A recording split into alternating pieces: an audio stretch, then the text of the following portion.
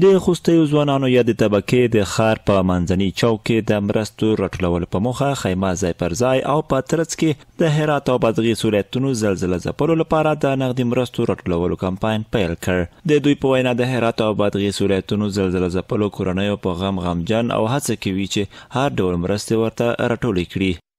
دا چې په هرات او بادغیس ولایت کې یوه لویه غمیزه رامنځته شوې ده، زلزله شوې ده. یو شمېر هیوادوال په دغه کې زیانمن شوي دي، په زرهاو شهیدان شوي دي.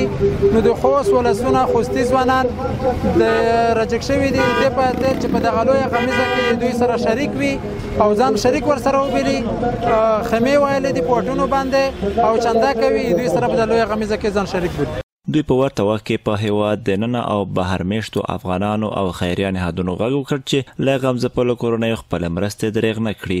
تیره ورځ د افغانستان په هرات او بادغیس ولایت کې زلزله وشوه چې زموږ ډیری شمېر خویندې ورونه قرباني شول. په ټوله کې په ټولو افغانانو په لوی افغانستان په ځوانانو او مشرانو باندې غږ کوم چې دا وطن مو یو دی، راځئ چې یو بل ته لاس ورکړو او د دې بېوزله خلکو لاسنیوی وکړو. یوه یادونه باید وکړم چې د نړۍ په هغه کونج کې که په یو مسلمان درد وي، د یو مسلمان خاصیت هم همدغه ده چې د دوی لاسنیوی باید وشي.